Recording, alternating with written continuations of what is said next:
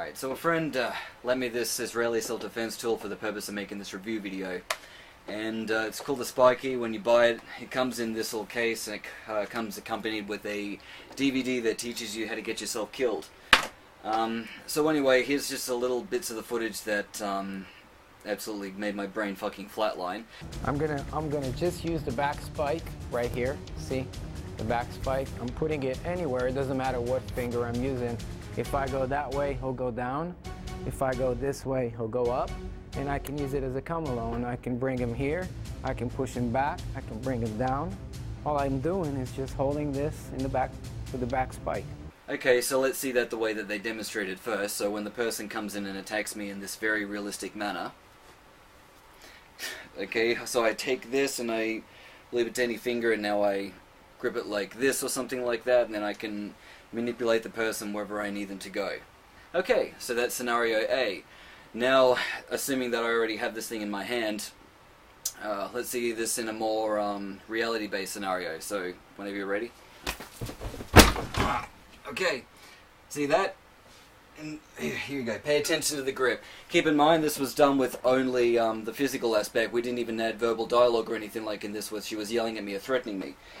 So this is really the grip. First of all, good luck trying to loop a finger this way. You can let me go now. Thank you. Anyway, that was my defense, power of persuasion. And the other issue is that when someone's grabbing you like this, generally speaking, it's because they want to limit your mobility. Usually what's going to happen is another fist is going to come out and start popping shots into your head. Might even be a headbutt. They may even just try and pull you down like this and go for a knee. My point is that, yeah, trying to do something like that's not going to happen. And when the fuck is anyone just go, like that? I mean, the only time someone is going to put an open palm on you is if they're pushing you. That's about it. Okay. Next aspect, as for the product itself, well, first of all, it's made of an incredibly sturdy and durable plastic. As far as the way that they designed it in mind, it was supposed to represent a phoenix eye, at least that's what they call it in Kung Fu. Our main punch in Southern Praying Mantis is a phoenix eye fist, and what I try to do with the tool is get the phoenix eye fist in as many places as I can, because I needed all directions. I needed it to go forward, I needed a phoenix to go backwards, I needed downwards and sideways. So actually I can do with the tool a lot more than what I could do with my hand. Me personally, I don't really care about the whole, phoenix eye this, multiple adaptions, blah blah blah that. The only way I would use this would just be as like a knuckle duster. And with that being said, I would just use it as an extension of my own fist. So the ways that I would use it, really, if you see the fact that it's got 3 spikes coming that way, a straight punch will work really well. This part, at the bottom, would work really well if I had to go in for a hammer strike. Even this part here, if I needed to go in for a ridge strike of some sort, it would work well. Now when it comes to ridge strikes, I'm not a big fan of doing outside angled attacks like this, because if you stand here, where I'm pointing would help. Okay, and have your hands up in a fighting position. Alright, now you block the attack. If I come in for an angled attack like this here, it's highly telegraphed. So really hop over here now.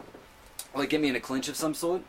If I already have this out and you got me in a clinch, okay, there you go. She's actually using the modified clinch, which is good. So, anyway, if I'm in this position here, I could probably go up for an elbow strike this way. Does that hurt?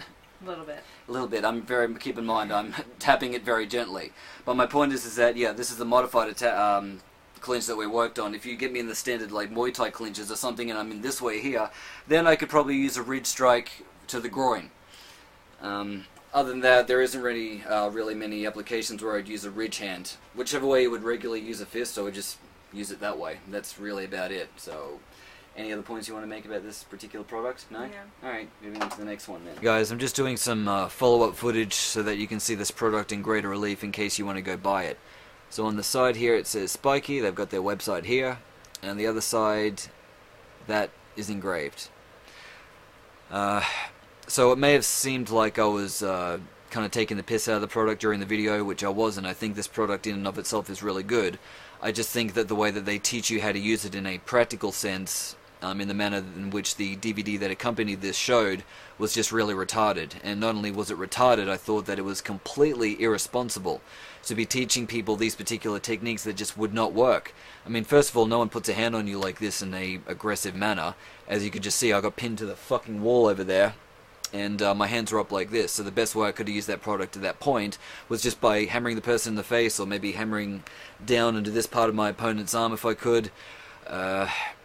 You know, closest weapon, closest target. But, you know, you could see the person had a really great grip around my shirt, and I couldn't even fucking loop a finger because of it. So all of a sudden, that technique goes straight out the window.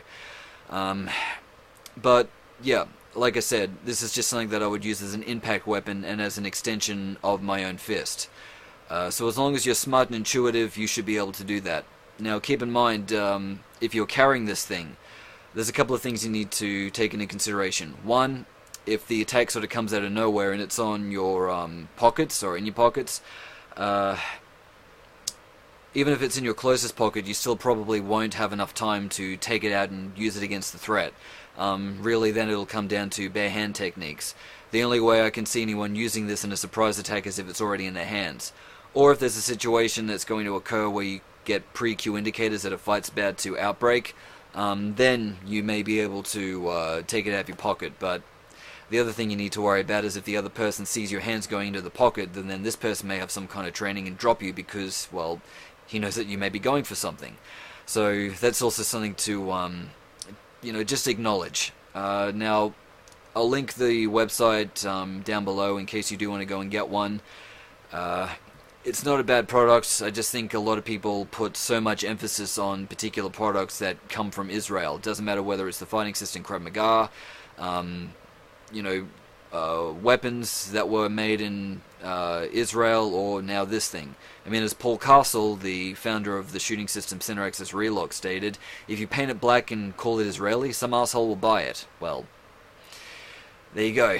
My other point is that you need to pay attention to the laws of your country. Now, here in Australia, this is a restricted item. It's not illegal, it's just restricted. So I can legally have it in my own home. This doesn't even belong to me. It belongs to a friend who I'll be giving back to tomorrow. But if I leave the house and I have this on me, and I need to use it in a self-defense situation, even if that was completely justified, I can still get charged because I had a unlawful weapon on me, or restricted weapon on me.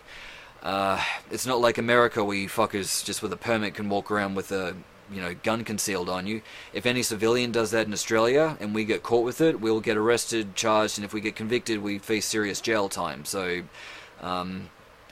yeah, it just kind of gets ridiculous. But anyway, I'm running off in a bit of a tangent here. I need to be reviewing this product. So anyway, yes, it's incredibly strong, sturdy. This would be like a the Glock of a knuckle duster if I had to make a comparison. Keep in mind, if you carry this on you, as far as I'm concerned, you've already made the decision that you're going to use it. And if you are going to use it, it needs to be in such a... Keep in mind, if you are carrying this on you, as far as I'm concerned, you've already made the decision that you're going to use it. And if you are going to use it, you need to keep it in such a place where it's going to be easily accessible. In a surprise attack, if it's in your pocket, you probably won't have time to get it out in the heat of the moment. You might, but again, it's not really worth the risk. The other thing that isn't worth the risk is the fact that in order to use it effectively every time against someone, hang on,